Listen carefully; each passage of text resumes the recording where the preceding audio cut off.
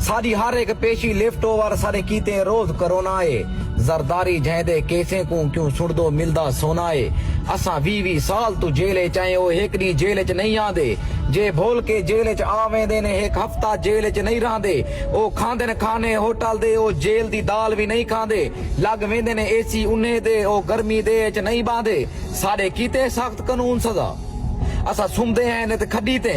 O double bed ते सुमदे हैं no क्यों नहीं सुमदे तड्डी ते ए जज गरीब दे केसे को पेन पढ़िए सख्त सजा देंदन जेरे डॉलर जज को नहीं देंदे उनदे केस को आप हरा देंदन उनदा इल्म भी ए मुजरिम नहीं ए मुजरिम आप बढ़ा देंदन नहीं देते उनदी गुरबत तो जको फांसी ते लड़का देंदन साडे घर च बुक दे फाके हैं असा फांसी ते लड़कीज गए साडे घर च शम्मा क्या बलसी असा जींदे जी दफनीज गए